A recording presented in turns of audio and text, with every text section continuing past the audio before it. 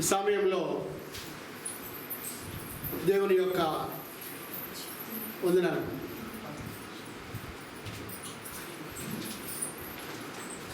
చాలా సంతోషం. వందనాలండి. 4 సంవత్సరాలు పట్టింది. 4 చర్చిలో వచ్చి కూర్చోడానికి 4 ఏళ్ళు పట్టింది. దేవునికి స్తోత్రం వచ్చినందుకు. మంచిదండి. దేవుని వాక్యాన్ని మనం నేర్చుకోబోతుండగా శ్రద్ధతోటి, ఆసక్తితోటి, భయంతోటి, భక్తితోటి, విశ్వాసంతో మనం వినేవారంగా ఉండాలి. మనకి ప్రతి ఒక్కరికి పేరు ఉంది కదండి. మనకి ప్రతి ఒక్కరికి పేరు ఉంది. అది లోక సంబంధమైన పేరు. ఇదేనా? అది రిజిస్టర్లో ఉంటుంది, ఆధార్ కార్డులో ఉంటుంది, క్యాస్ట్ సర్టిఫికేట్లో ఉంటుంది, రేషన్ కార్డులో ఉంటుంది, స్కూల్ సర్టిఫికేట్లో కూడా ఉంటుంది చదువుకుంటే. మరి పరిశుద్ధ గ్రంథంలో కొన్ని పేర్లు కనపడుతున్నాయి మనకి. మరి ఆ పేర్లు ఏంటి అనేది మనం చూస్తే అసలు మనం ఏ పేరును కలిగి ఉన్నాము. నిజంగా నాకున్న పేరు ఇది మనుషులు పిలవడానికి ఉపయోగపడేదే, కానీ ఈ పేరు ఎవరి దగ్గరికి వెళ్ళదు? దేవుని దగ్గరికి వెళ్ళే పేరు కాదు. ఈ పేరు అక్కడ ఉండదు, అక్కడ ఉండే పేరు అక్కడ ఉంది. ఆయన మనకు చెప్పబడిన పేరు వేరుగా ఉంది పరిశుద్ధ గ్రంథంలో. చూడండి, పరిశుద్ధ గ్రంథంలో మనం బైబిల్లో కనుక చూస్తే క్రైస్తవులుగా పిలువబడుతున్న వారికి 4 రకాల పేర్లు ఉన్నాయి. 4 రకాల పేర్లు దేవుడు మనకు పెట్టిన పేర్లే. మన తల్లిదండ్రులు పెట్టిన పేరు కాదు ఇది. దేవుడు మనకు పెట్టబడిన పేర్లు. మొదటిగా మనం చూస్తే అపోస్తల కార్యాల గ్రంథము 11వ అధ్యాయము. అపోస్తల కార్యాల గ్రంథము 11వ అధ్యాయము 26వ వచనాన్ని ఒకసారి మనము పరిశీలించేద్దాం. 11వ అధ్యాయము 26వ వచనం నేను చదువుతాను. వారు కలిసి, చూడండి జాగ్రత్తగా వాక్యం. బాత్రూమ్ జాగ్రత్తగా వాడండి. కొంచెం వాటర్ తక్కువగా ఉంది వాళ్ళ. నిన్న మొన్న 3 రోజులు సమస్త పడుతున్నాను నేను. అపోస్తల కార్యాల గ్రంథము 11వ అధ్యాయము 26వ వచన భాగాన్ని చదువుతాను. పెట్టబడిన పేర్లు ఏంటో ఇక్కడ మనకు తెలియపరుస్తున్నాడు. మొదటిది, వారు కలిసి 1 సంవత్సరం అంతయు సంఘములో ఉండి బహుజనులకు వాక్యము బోధించిరి. మొట్టమొదట అంతియోకయలో శిష్యులు క్రైస్తవులు అనబడిరి.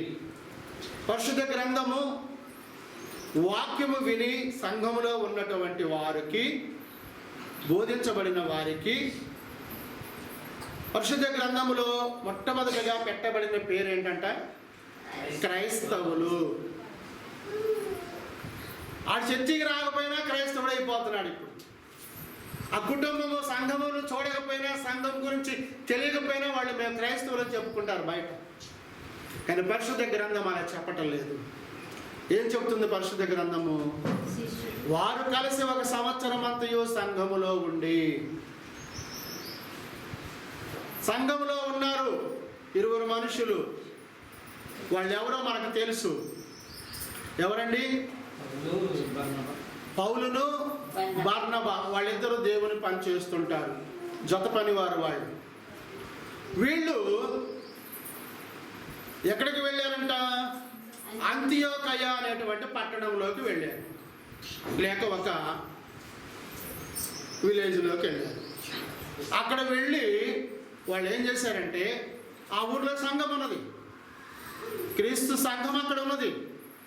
పరిశుద్ధ గ్రంథములో చెప్పబడిన రీతిగా అపోస్తలులు కానీ ప్రవక్తలు కానీ ఏది చెప్పినా క్రీస్తు సంఘమును గురించే చెప్తారు నూతన నిబంధనలు. రెండో దాని గురించి చెప్పరు వారు. సంఘం అంటే అది క్రీస్తు సంఘమే వాళ్ళ దృష్టిలో. ఇంకా రెండోది ఏమనదు. వారు సంవత్సరం అంతయు సంఘములో ఉండి వాక్యమును బోధించిరి. సంఘంలో ఉన్నప్పుడు ఏం చేయాలి? బోధకుడు సువార్త ప్రకటన చేసేవాళ్ళు, సువార్తికులు ఏం చేయాలి? ఎవాంజలిస్టులు ఏం చేయాలి? వాక్యాన్ని ప్రకటించారు. వాక్యాన్ని ప్రకటించినప్పుడు మొట్టమొదట ఆ అంత్యోకయ పట్టణంలో ఆ వాక్యము విన్న వారందరూ ఏమయ్యారంటే శిష్యులు అంటారు. వారిని ఏమన్నారంటే క్రైస్తవులు అన్నారు. వారిని ఏమన్నారు? క్రైస్తవులని పిలువబడ్డారు. మొట్టమొదట సంఘంగా కూడి ఉన్న వారికి పెట్టబడిన పేరేంటి? పరిశుద్ధ గ్రంథము మొట్టమొదటిగా క్రైస్తవులని పేరు పెట్టబడింది. చూద్దాం. తరువాత అపోస్తల కార్యాల గ్రంథము 26వ అధ్యాయము 28వ వచనాన్ని చూద్దాం. 28వ వచనం. 28వ వచనం. అందుకు అగ్రిప్ప, ఇంత సులభముగా నన్ను క్రైస్తవుని చేయుచున్నావే అని పౌలుతో చెప్పాను. అంటే అగ్రిప్ప అనేటువంటి ఆయన రాజు. ఆ రాజుకు వాక్యాన్ని బోధించింది ఎవరు? అపోస్తలుడైన పౌలు గారు. అందుకు అగ్రిప్ప, ఇంత సులభముగా నన్ను క్రైస్తవుని చేయజూచుచున్నావే అంటే క్రైస్తవుడిగా మార్చబడాలి అంటే ఏమి వినాలి? అతను వాక్యము వినాలి. వాక్యం వింటేనే క్రైస్తవుడు. నేను వాక్యం వినను, నేను సంఘానికి రాను, నాకు సంఘంతో పని లేదు అని అనుకుంటే నువ్వు క్రైస్తవుడిగా చెప్పడానికి అవకాశం ఎక్కడా కూడా నీకు దేవుడు అనుమతి ఇవ్వటం లేదు. అగ్రిప్ప రాజు ఈయన అంటున్నాడు, అపోస్తలుడైన పౌలు గారిని అంటున్నాడు ఏమని? ఇంత సులభంగా నన్ను క్రైస్తవుని చూచుచున్నాడు అంటే ఆయనకి ఏం చెప్తున్నాడు? దీని అర్థము ఆయనకి ఏం చెప్తున్నాడు?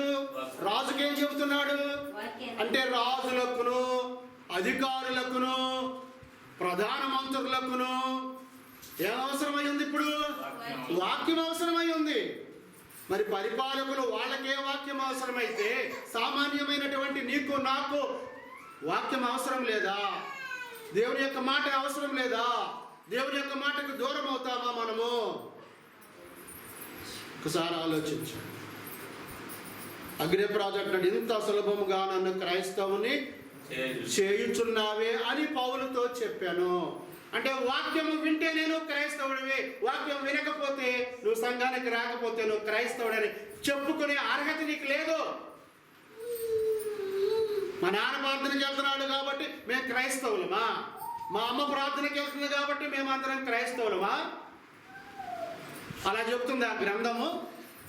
ఏమండి? చాలా పొరపాటు పడుతున్నారు ప్రజలు. అజ్ఞానం, అంధకారం. మూడో విషయం పరిశుద్ధ గ్రంథంలో 3 చోట్ల చెప్తుంది ఈ విషయం. పేతురు రాసిన మొదటి పత్రిక, పేతురు రాసిన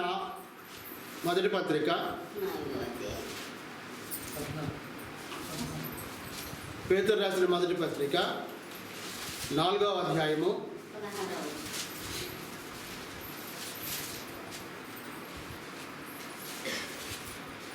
16వ వచన భాగాన్ని చూద్దాం. ఎవడైనను క్రైస్తవుడైనందుకు బాధ అనుభవించినాడు. ఎలా క్రైస్తవుడైతే నాకు బాధలు వచ్చినాయి అనుభవించిన ఎడల అతడు సిగ్గుపడక ఆ పేరును బట్టి ఎవరిని మహిమపరచాలంట? దేవుణ్ణి మహిమపరచాలంట. నేను క్రైస్తవుడని చెప్పుకుంటున్నా. లోకంలోకి వెళ్ళి సంవత్సరానికి ఒకసారి ప్రార్థనకి వెళ్తా కదా, పలహారం పెట్టడానికి కదా. ఆయన కూడా ఏం చెబుతున్నాడు? నేను క్రైస్తవుడు అని చెబుతున్నాడు. ఆయనకి ఏం చెబుతున్నాడు? ఆ పేరును బట్టి అతడు సిగ్గుపడక పండగ రోజు కాకుండా మిగిలిన వారాలు కూడా నువ్వు ప్రార్థనకి రావాలి. ఆ పేరును బట్టి దేవుని నువ్వు మహిమపరచాలి. నువ్వు దేవుణ్ణి మహిమపరచకుండా నేను క్రైస్తవుని అని చెప్తే దేవుడు నిన్ను అంగీకరిస్తాడా? అండి, అంగీకరించడం కదా. మరి నువ్వు క్రైస్తవుడు చెప్పుకోవడం దేనికి? జనం కోసమా? జనం అని అనుకుంటారనా? అంటే క్రైస్తవుడు అని నువ్వు అర్హత పొందాలి అంటే నువ్వేం చేయాలి? మొదట దేవుని వాక్యాన్ని వినాలి. ఆ వాక్యము నీకు బోధింపబడాలి. బోధింపబడిన తర్వాత నువ్వు క్రైస్తవుడిగా చెప్పుకొనడానికి నువ్వు సిగ్గుపడిన అవసరం లేదు. సిగ్గుపడకుండా ఏం చేయాలి? ఇప్పుడు నువ్వు దేవుణ్ణి మహిమపరచాలి. చాలామంది ఈ దినాల్లో ఇదే చేస్తున్నారు. చెప్పాక నేను కూడా 25 సంవత్సరాల క్రితం నేను కూడా అలానే ఉన్నాను. వెనక భాగంలో ఉండేవాడు, వెనక సీట్లో కూర్చున్నాడు, ఎవరికి కనపడకుండా ప్రార్థన చేయమంటారేమోనని. ఎదుటి తలకాయకి కొంచెం చాటుగా పెట్టుకునేవాడిని.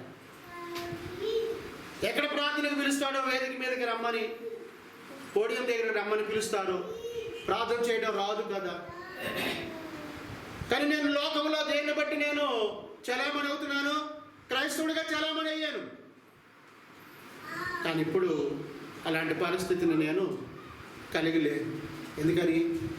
వాక్యాన్ని విన్నాను, వాక్యాన్ని నేర్చుకున్నాను, వాక్యం ద్వారా సిగ్గుపడకుండా బలపరచబడుతున్నాను, దేవుణ్ణి మహిమపరుస్తున్నాను. వాక్యం చెప్పడానికి ఇప్పుడు సిగ్గుపడను, క్రైస్తవుని చెప్పడానికి సిగ్గుపడను, సేవకుని చెప్పడానికి సిగ్గుపడను. ఇప్పుడు ముఖాలు వెనక దాచుకోను, వెనక కూర్చున్నా, ఎక్కడ కూర్చున్నా కానీ ఇప్పుడు నేను ఇట్ట పైకెత్తి చూస్తాను. ఎప్పుడు పిలుస్తారు, ఆహ్వానిస్తారేమో. ఒకవేళ ఆహ్వానిస్తే దేవుని వాక్యం ప్రకటిద్దాం, దేవుని వాక్యం చెబుదాం. స్థానం కోసం కాదు, ఇక్కడ సీటు కోసం కాదు, ఇక్కడ కూర్చొని ఉండే వాటి కోసం కాదు, వాక్యం బోధించడం కోసం కావాలి. నాకు అదే చెప్పాను. వాక్యం చదవడం కొరకు గొప్ప ఆధిక్యత దేవుడు మనకి ఇస్తున్నాడు. ఆధిక్యతను మనము కోల్పోకూడదు. మంచిది. క్రైస్తవుడు ఎన్ని చోట్ల ఉంది? 3 చోట్ల. అపోస్తలుల కార్యాల గ్రంథము పేతురు రాసిన మొదటి పత్రిక, అపోస్తలుడైన పౌలు గారు రాసిన గ్రంథంలో మనం చూస్తున్నాం. చూద్దాం తర్వాత.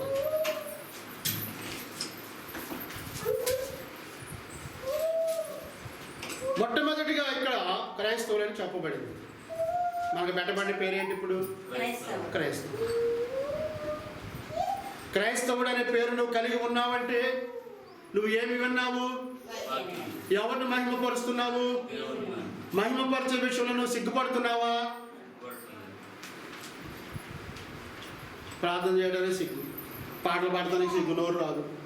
వేరే చోటకైతే నోరులు బాగా వస్తాయి కదా, స్వరం ఎత్తి పాడరు.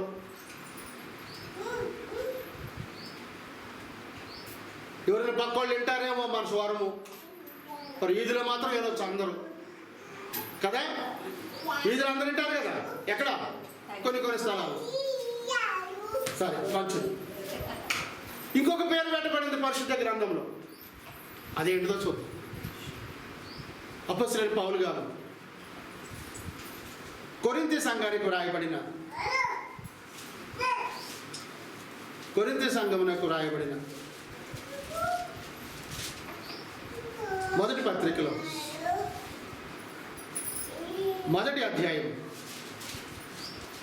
2వ వచనం గుర్తుపెట్టుకోండి. అక్కడ చదవండి. మనకి ఏ పేరు పెట్టాడు దేవుడు? ఇక్కడ మనకు పెట్టబడిన పేరేంటి? అపోస్తలుల కార్యాల గ్రంథం 11:26లో మనకు పెట్టబడిన పేరేంటి? నీ పేరేంటి? నీ పేరు అక్కడ లిఖించబడిద్దా? క్రైస్తవుడి పేరే లెక్కించబడింది, పరిశుద్ధుని పేరే లెక్కించబడింది. అక్కడ నీ పేరుకి అక్కడ ఏమీ ఎంట్రన్స్ ఉండదు. చూడండి 2వ వచనం, కొరింథీయులకు రాసిన మొదటి పత్రిక మొదటి అధ్యాయము 2వ వచనం. కొరింథీలోనున్న దేవుని సంఘమునకు, కొరింథీ పట్టణంలో ఉన్న దేవుని సంఘమునకు, దేవుని సంఘము అనగా క్రీస్తు యేసునందు సంఘములో, చూడండి అక్కడ కొరింథీలోనున్న దేవుని సంఘములో అనగా యేసుక్రీస్తునందు పరిశుద్ధపరచబడిన వారై. యేసుక్రీస్తునందు పరిశుద్ధపరచబడడం అంటే ఎట్లాగండి? బాప్తిసం ఒక్కటే ఏకాఏకి నీళ్ళు తీసుకుంటావా? అలా ఇచ్చేవాళ్ళు ఉండారులే. అలా ఇచ్చేవాళ్ళు చాలామంది ఉన్నారు. దాని గురించి ఇంకొక తర్వాత మాటల్లోకి వస్తాను నేను. దాని గురించి కొరింథీలో ఉన్న దేవుని సంఘమునకు అనగా క్రీస్తు యేసునందు పరిశుద్ధపరచబడిన వారై. పరిశుద్ధపరచబడాలి. మనము ఎలాగ పరిశుద్ధపడతాము? ఏకాఏకి నీళ్ళు బాప్తిసం తీసుకుంటే పరిశుద్ధపరచబడ్డట. ఏమండి? ఏం చేయాలి? నువ్వు మొదట ఏమవ్వాలి? వాక్యం వినాలి. నువ్వు క్రైస్తవుడు అవ్వాలి కదా. క్రైస్తవుడు అయిన తర్వాత ఇప్పుడు నువ్వు ఎక్కడికి పోవాలి? సంఘంలోనికి వెళ్ళాలి. సంఘంలో వెళ్ళి వాక్యం ద్వారా నువ్వేం చేయబడాలి? మరలా ఇప్పుడు ఉదక స్నానం చేయబడాలి, కడగబడాలి. కడగబడిన తర్వాత బాప్తిసం పొందడం కడగబడటం అంటే. కడగబడిన తర్వాత నీకు పెట్టబడిన పేరేంటో చూడు బైబిల్లో. క్రీస్తు యేసునందు పరిశుద్ధపరచబడిన వారే. ఎలా ఉంది? పరిశుద్ధులుగా ఉండుటకు. ఎలా ఉండాలంట? పరిశుద్ధులు. మనకు పెట్టబడిన రెండవ పేరేంటి బైబిల్లో? పరిశుద్ధులు. ఈ లోకంలో ఎవడన్నా పెట్టుకుంటాడు? పరిశుద్ధ రావు అని పెట్టుకుంటాడు, పరిశుద్ధ బాబు అని పెట్టుకుంటాడు. కానీ పరిశుద్ధుడు అని పెట్టుకుంటాడా? ఇంత ధైర్యం ఉందా ఎవరికన్నా? కానీ ఆ ధైర్యాన్ని నీకు దేవుడు ఇస్తున్నాడు. ఆ పేరుని నీకు ఇస్తున్నాడు దేవుడు. ఆయన సంఘంలో ఉండి క్రీస్తు యేసునందు నువ్వు పరిశుద్ధపరచబడిన వానిగా, కడగబడిన వానిగా ఉన్నప్పుడు నిన్ను పరిశుద్ధులుగా ఉండుటకు ఆయన పిలుస్తున్నాడు. వారికి మనకును ప్రభువుగా ఉన్న మన ప్రభుని యేసుక్రీస్తు నామమున ప్రతి స్థలంలో ప్రార్థించు వారందరికీ శుభమని చెప్పి వ్రాయనది. అంటే ప్రతి స్థలంలో ఉన్న సంఘమునకు, క్రీస్తు సంఘంలో ఉన్నటువంటి వారికి పెట్టబడిన పేరేంటి? పరిశుద్ధులు. ఎప్పుడైనా ఆలోచన చేసావా? నేను పరిశుద్ధుడినని, నేను పరిశుద్ధుడిని నాకు ఒక పేరు పెట్టాడే దేవుడు అని చెప్పి నువ్వు ఎప్పుడైనా ఆలోచించావు? ఎందుకంటే నువ్వు వాక్యమే వినవు, వాక్యం వినవు, అంగీకరించవు, మార్పు చెందవు, సంఘములకు రావు, వాక్యం ద్వారా కడగబడవు, వాక్యం ద్వారా తిరిగి జన్మించవు. కానీ ఏం చెప్పుకుంటావా? నేను క్రైస్తవుడిని. నేను చర్చికి వెళ్తామండి, నేను చర్చికి వెళ్తామండి. ఇంట్లో ఉంటే ఐదుగురిలో ఒక్కళ్ళే వెళ్తారు చర్చికి, మిగిలిన నలుగురు వేళలో కుటుంబం అంతా చర్చికి వెళ్ళినట్టే కదండి. అవునే కాదా? అదేందండి కుటుంబాలు లెక్కేది ఇప్పుడు. అంటే ఒక వ్యక్తి రక్షణ పడితే కుటుంబం మొత్తం రక్షణ పొందింది కదా. అలాగే చెబుతున్నా కదా బైబిల్. అంటే చెబుతున్నా. మరి ఇప్పుడు ఏం చెబుతుంది బైబిల్? ఎవని రక్షణ వానిదే. నువ్వు ప్రార్థనకు వస్తే, నువ్వు వాక్యం వింటే, నువ్వు మార్చబడితే, నువ్వు క్రైస్తవుడైతే, నువ్వు పరిశుద్ధపరచబడితే నువ్వే క్రైస్తవుడివి, నీ కుటుంబం అంతా కాదు.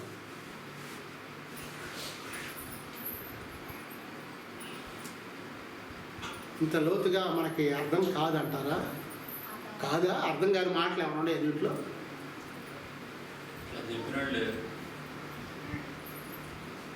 మనం జ్ఞానవంతులంగా అందుకని మనం చెబుతున్నాం అంటారు. గ్రంథంలో ఉన్నదేగా మనం చెబుతుంది, బయటది ఎక్కడ చెప్పటం లేదు. పోసుకోని కబుర్లు ఏం చెప్పట్లేదు. కానీరా ఇట్లాంటి చిటికలు లేవు ఇక్కడ. వాక్యమే, వాక్యమన్నది పవిత్రమైనది. వాక్యం పవిత్రమైనది. దీన్ని బోధించు, దీన్ని మాట్లాడు నువ్వు సంఘంలో, దీన్ని మాట్లాడు విశ్వాసుల యొక్క కుటుంబంలో. నీ స్వలాభం కోసం, ఆకర్షణ కోసం చేసేవి కాదు.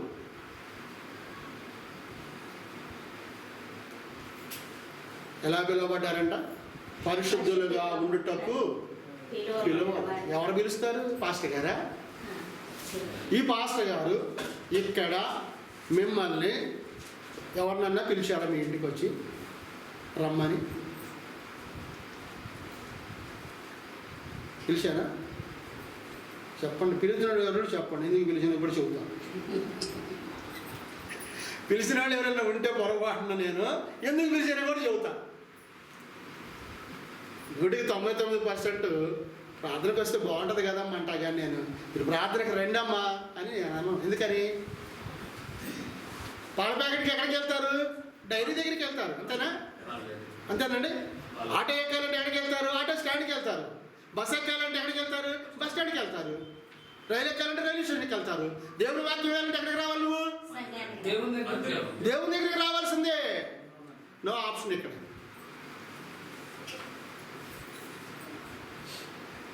గమనించండి. ఎఫ్సీలకు రాసిన పత్రిక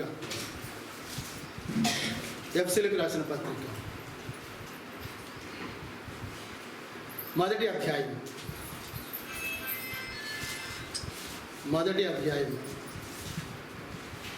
మొదటి వచనం. దేవుని చిత్తము వలన, ఎవరి వలనంట? మనుషుల వలన. ఇది మనుషుడు పిలిస్తే ఒకరోజు వస్తావు మొహమాటం కోసం కదా, అంతేనండి. అందుకే నేను ఇందాక ఆ మాట అన్నది. ఏదో నాకేదో గర్వమని కాదు, నాకేదో అతిశయమని కాదు నేను అన్నది ఆ మాట. నేను పిలిస్తే ఒకరోజు వస్తావు, పిలిచాడు, ఆయన పిలిచాడు, పోకపోతే రోడ్డు మీద కనపడుతుంటాడు, ఎందుకు వచ్చింది అట్ట కనపడుతుంది. ఒకసారి ఆయన కూడా తృప్తి పడతాడు కదా అనుకుంటాను. వాక్యం చూడ ఏం చెప్తుంది? దేవుని చిత్తము వలన క్రీస్తు యేసు అపోస్తలుడైన పౌలు, క్రీస్తు యేసు యొక్క అపోస్తలుడైన పౌలు ఎఫెసులోనున్న పరిశుద్ధులను, ఎవరిని? పరిశుద్ధులు ఎక్కడుంటారు? దీన్ని బట్టి ఇప్పుడు పరిశుద్ధులు ఎక్కడుంటారు? పరిశుద్ధులు ఎక్కడ చేర్చబడిన వారై ఉంటారు? చెప్పండి. పరిశుద్ధులు ఎక్కడ చేర్చబడిన వారై ఉంటారు? వారు వాక్యం విన్నవారై ఉన్నారా? క్రైస్తవులైన వారుగా ఉన్నారా? వారికి పరిశుద్ధులని పేరు పెట్టబడిన వారుగా ఉన్నారా? ఇప్పుడు ఆ పరిశుద్ధులు ఎక్కడ ఉంటారు? యూదుల్లో ఉంటారా? సంఘంలో ఉంటారా? మరి అది చెప్పరు. అంత విపులంగా చెబితే కదా మనకి నోరు రాదంటారా? పరిశుద్ధులను క్రీస్తు యేసునందు విశ్వాసులైన వారికి శుభమని చెప్పి వ్రాయాలి. మిమ్మల్ని వచ్చేటప్పుడు వందనాలు చెప్పమని ఖచ్చితంగా చెప్పి చాలామందికి. ఏం చెప్పింది ఇక్కడ? ఏం చెప్పింది? ఎవరికి చెప్పారు? వాళ్ళు నాకు చెప్పారా? లేదా పౌలు గారికి చెప్పారా? లేదా ఎవరు చెప్పారు? క్రీస్తు యేసునందు విశ్వాసులైన వారికి శుభమని చెప్పి వ్రాయునది. ఇక్కడ పత్రికలోనే, పరిశుద్ధ గ్రంథంలోనే కనబడుతుంది. వందనాలు, శుభము, శుభవందనాలు. వందనాలు అంటే శుభాలు తెలియజేసుకోవటమే.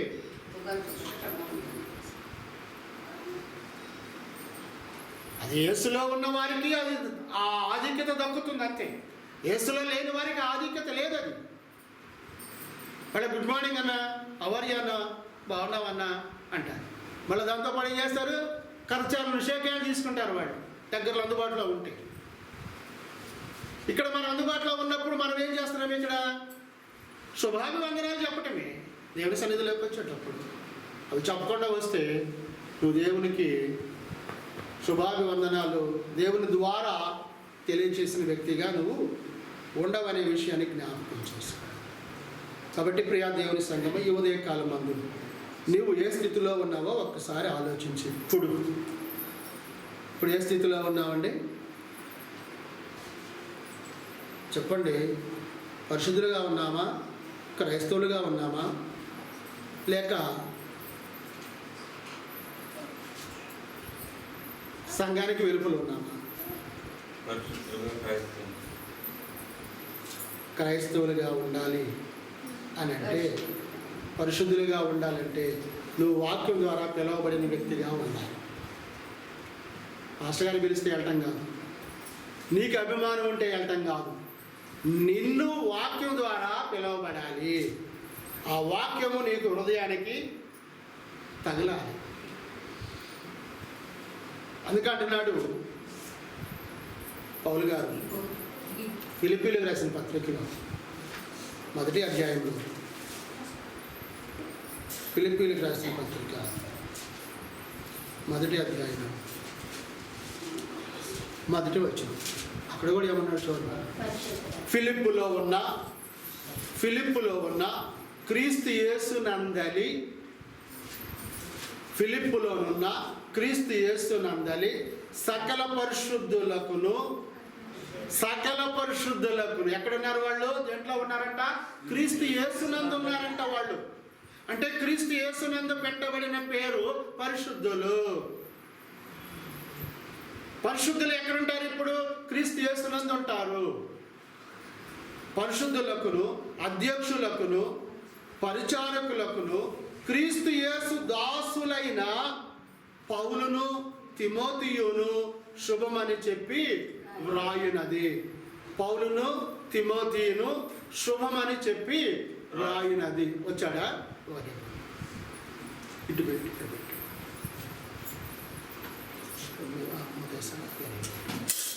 సకాలం అందించాడు.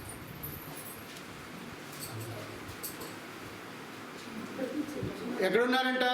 క్రీస్తు యేసునందలి సకల పరిశుద్ధులకును, అధ్యక్షులకును, పరిచారకులకును క్రీస్తు యేసు దాసులైన. ఎవరెవరు దాసులు ఇక్కడ చెప్తున్నారు? తిమోతి గారు, పౌలు గారు. వీళ్ళిద్దరు దేవుని వాక్యాన్ని ప్రకటిస్తున్నారు, దేవుని పనిని చేస్తున్నారు. తిమోతి అయితే యవనస్తుడు, యవన కాలంలో ఉన్నాడు, యవన కాలంలో సువార్త ప్రకటిస్తున్నాడు, యవన కాలంలో క్రైస్తవుడయ్యాడు, యవన కాలంలో పిలువబడ్డాడు, యవన కాలంలో సంఘంలో చేర్చబడ్డాడు, యవన కాలంలో పరిశుద్ధునిగా దేవుడు ఏర్పరచుకున్నాడు. మరి మనమైతేనండి వృద్ధాప్యం వచ్చినా కానీ దేవుణ్ణి అంగీకరించలేని వారుగా ఉన్నారు. చూడండి, అంటే దీనిని బట్టి పరిశుద్ధులు అనగా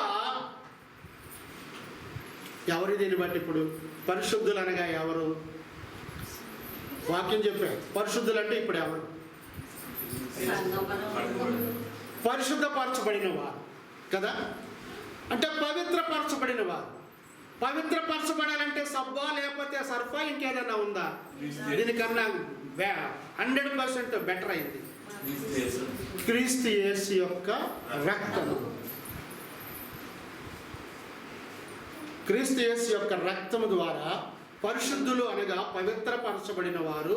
దేని ద్వారా పవిత్రపరచబడిన వారంటే క్రీస్తు యొక్క రక్తము ద్వారా, వాక్యము ద్వారా పరిశుద్ధపరచబడి, వాక్యము ద్వారా తిరిగి జన్మించిన వారు. వీరికి ఇంకొక పేరు ఏముందంటే ప్రత్యేకింపబడిన వారనుంది. ప్రత్యేకింపబడిన వారనుంది. పేతురు రాసిన పత్రికలోనే మనం చూస్తే శుద్ధీకరింపబడిన వారని కూడా మనకు కనబడుతుంది. శుద్ధీకరింపబడిన వారు, శుద్ధి చేయబడము. నా చిన్నతనంలో మాకు పొలం ఉండేది. ఆ పొలంలో పత్తి విత్తనాలు వేసేవాళ్ళవి. ఆ పత్తి విత్తనాలు వేయడానికి ముందు రోజే నీళ్ళల్లో ఏదో ద్రవ పదార్థం వేసి వాటిని నానబెట్టేసి పొద్దున్నే గోతం మీద వేసి ఇట్లా శుద్ధి చేసి అవి తీసుకెళ్ళి నాటేవాళ్ళు చేలో. అప్పుడు ఎలుకలు కానీ చీడపీడ పురుగులు కానీ విత్తనాన్ని తినేది కాదు. అంటే దాన్ని ఏది కూడా ముట్టదు. శుద్ధీకరింపబడిన తర్వాత సాతాను చేత నేను శోధింపబడుతున్నాను అంటున్నారు ఇప్పుడు అనేక మంది. పవిత్రపరచబడిన తర్వాత నేను సాతాను చేత శోధింపబడుతున్నాను అంటున్నారు. నేను బాప్తిజం పొందిన తర్వాత నాకు శోధనలు వచ్చినాయి అంటున్నారు. అంటే నీ విశ్వాసం సరైనది కాదా? నీ మార్పు సరైనది కాదా? నువ్వు తిరిగి జన్మించిన స్థితి వాక్యం ద్వారా కాదా? దీన్ని బట్టి ఒక్కసారి ఆలోచించు. ఆకర్షణ పూరితమైంది కాదు వాక్యం. మిమ్మల్ని ఆకర్షించాలి, ఆకర్షించడం కాదు. నీ హృదయానికి ఈ వాక్యము తాకాలి. నీ హృదయంలో ఈ వాక్యము గుచ్చుకోవాలి. పరిశుద్ధులు మొదట క్రైస్తవులు అని చెప్పబడింది, తరువాత పరిశుద్ధులు అనగా ఎవరని చెప్తుంది వాక్యము? ప్రత్యేకింపబడిన వారు, పరిశుద్ధపరచబడిన వారు, పవిత్రపరచబడిన వారు, శుద్ధీకరింపబడిన వారు. ఈ లక్షణాలు ఉన్నాయా మన దగ్గర? ఉన్నాయండి? క్రైస్తవులని చెప్పుకుంటున్నాం కదా, క్రైస్తవులని చెప్పుకుంటున్నాం కదా మనం.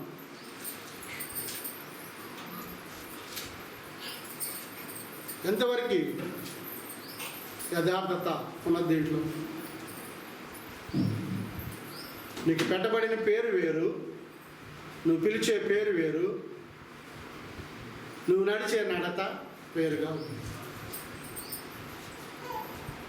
ఇక్కడ చూడండి, ఈ పరిశుద్ధులుగా ఉండడానికి పిలువబడిన దాంట్లో తెస్సలోనిక మొదటి పత్రికలో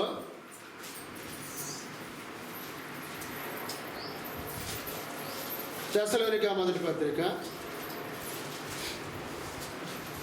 2వ అధ్యాయము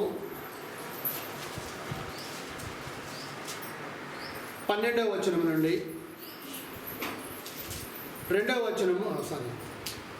అధ్యాయము 12వ వచనం నుండి 14వ వచనం వరకు. తండ్రి తన బిడ్డల ఎడల నడుచుకున్న రీతిగా, జాగ్రత్తగా, తండ్రి తన బిడ్డల ఎడల నడుచుకున్న రీతిగా మీలో ప్రతివాడు, తెస్సలోనిక మొదటి పత్రిక 2వ అధ్యాయము 12 నుండి 14 వచనాలు. తండ్రి తన బిడ్డల ఎడల నడుచుకున్న రీతిగా కాదా? కొంచెం డిఫరెన్స్ ఉంది, అంటే వస్తుంది కంగారు పడక. తండ్రి తన బిడ్డల ఎడల నడుచుకున్న రీతిగా మీలో ప్రతివాని ఎడల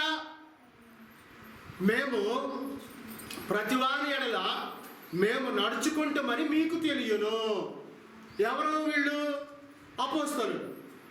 అపోస్తలులు ఎలా నడుచుకుంటున్నారో నేను ఎలా నడుస్తున్నాను మీకు తెలియదండి. ఇక్కడ ఉన్న వాళ్ళకి, సంఘానికి వచ్చే వాళ్ళకి తెలియదా? ఈ పాస్టర్ గారు బాగా కోపం, పాస్టర్ గారు వరకు కసురుకుంటారు, తెలుసుగా మీకు? ఏంటండి అక్కడ మాట్లాడుతున్నారు? తెలుసు కానీ చెప్పరా? సరే, మీలో ప్రతివాని ఎడల మేము నడుచుకుంటామని మీకు తెలియదు. 13వ వచనం. ఆ హేతువు చేతను మీరు దేవుని గూర్చిన వర్తమాన వాక్యము మా వలన అంగీకరించినప్పుడు, బోధిస్తున్నాం, మా వలన మీరు అంగీకరించినప్పుడు ఇది మాదనుకుంటారా లేకపోతే ఇది ఎవరిది అనుకుంటారు? ఇప్పుడు మీరు చెప్పాలి.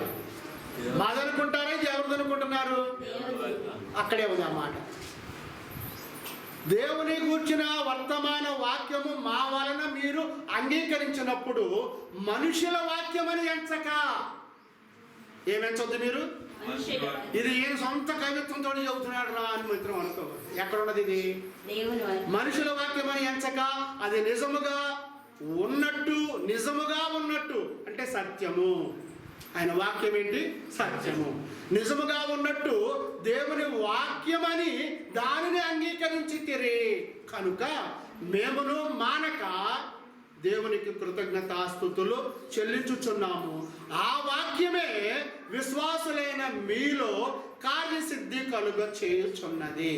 ఇప్పుడు విశ్వాసులుగా ఉన్న వారికి, బోధించేవారు కాక విశ్వాసులుగా ఉన్నవారు కూడా వారు ఏం చెల్లించాలి? కృతజ్ఞతాస్తుతులు చెల్లించాలి. కృతజ్ఞతాస్తుతులు చెల్లిస్తే ఆ వాక్యము విన్న విశ్వాసులైన వారిలో ఏం జరిగిస్తాడంటే దేవుడు మేలులు. కార్యసిద్ధి అంటే అదేగా, కార్యసిద్ధి అంటే అదేగా, మేలులే కదా, అదే మేలులే. మీలో కార్యసిద్ధి కలుగ చేయుచున్నది. అవును సహోదరులారా, మీరు యోదయలో క్రీస్తు యేసునందు దేవుని సంఘములను పోలి, దేవుని సంఘము, ఇది ఎవరి సంఘం అండి? ఇది ఇంకొక చోట ఉంది, ఇంకొకరిది. అది ఎవరి సంఘము? అది దేవుని సంఘం. అది ఎవరి పేరు పెట్టాలి దానికి? ఇప్పుడు దేవుని పేరు పెట్టుకుంటే, నీ పేరు పెట్టుకుంటే ఎట్లా? లేకపోతే ఇంకొక వ్యక్తి పేరు పెడితే ఎలా? ఇంకొక ఊరి పేరు పెడితే ఎలా? ఇంకొక తోట పేరు పెడితే ఎలా? గెస్సమనే తోట ప్రార్థనా మందిరం అది దేవుని సంఘం అండి? దేవుని సంఘమా? గెస్సమనే తోట నువ్వే చెబుతున్నావు, అది బైబిల్లో ఉంది. అంటే బైబిల్లో ఉండే ఏ అక్షరాన్ని తీసైనా నువ్వు సంఘాలుగా పెట్టేస్తావా? అధికారం ఉందా నీకు?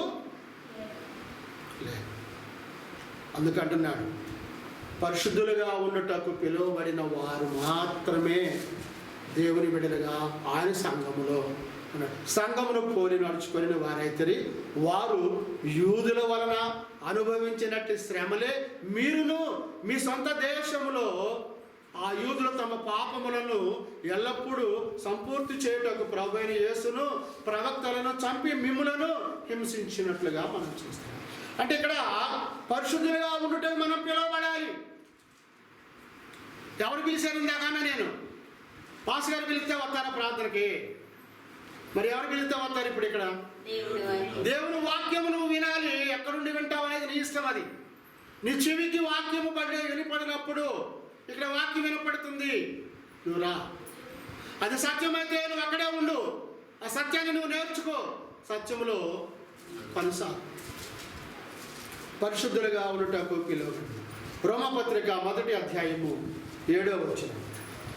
రోమపత్రిక 1వ అధ్యాయము 7వ వచనం.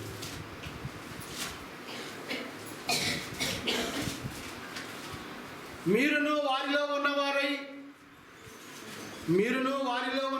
ఎవరిలో ఉన్నవారై?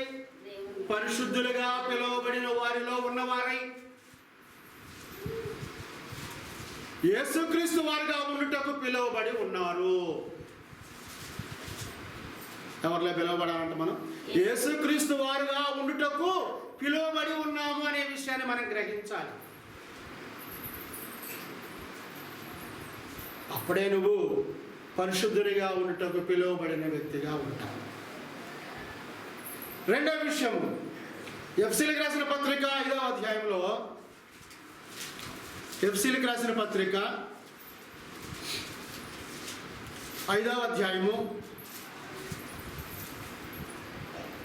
3-4 వచనాలు చూద్దాం. ఇలా పిలువబడిన వాళ్ళు, పరిశుద్ధులుగా ఉండటకు పిలువబడిన వారు, సంఘంలో ఉన్నవారు, సంఘంలో కొనసాగుతున్నవారు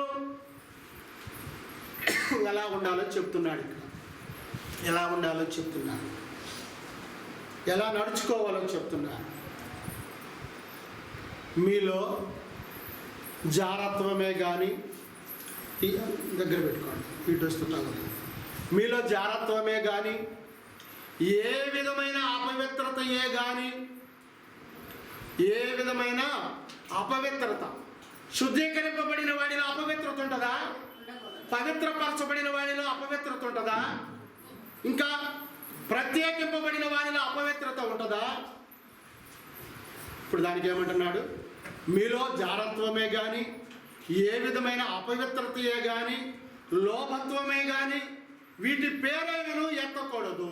ఇదే పరిశుద్ధులకు తగ్గదని చెప్తుంది. తగనిది, పరిశుద్ధులకు తగనది అంటే క్రైస్తవులకు ఇది తగనది. చెప్పుకున్నాం కదా, బ్రాండ్ కదా మనది క్రైస్తవులు అనే బ్రాండ్. ఈ బ్రాండ్కి ఏమేమి తగదంట? జారత్వం తగదు, అపవిత్రత తగదు, లోభత్వం తగదు. ఆ పేరు కూడా మనం ఎత్తడానికి వీల్లేదు. అది పరిశుద్ధులకు తగినది.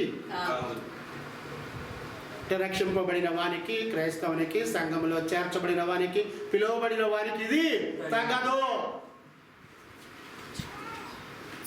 కాబట్టి ప్రియా దేవుని సంఘం, ఈ ఉదయకాలం ముందు నువ్వు ఎలా నడుచుకుంటున్నావు?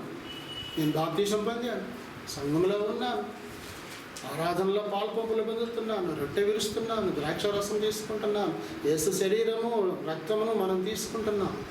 కానీ మరి ఎలా ఉంటున్నాం? పరిశుద్ధులుగా తగిన వారుగా ఉంటున్నాం మనం? పరిశుద్ధులుగా తగిన వారుగా ఉంటున్నాం మనం?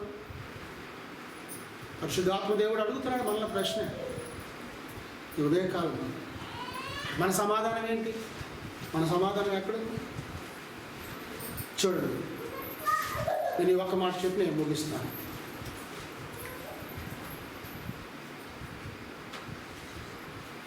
కృతజ్ఞత వచనమే మీరు ఉచ్చరింపవలెను కానీ, కృతజ్ఞతా భావమే ఉండాలి కానీ, ఉచ్చరించవలనే కానీ మీరు బూతులైనను, పోకిరి మాటలైనను, సరసోక్తులైనను ఉచ్చరింపకూడదు. అవి మీకు తగవు.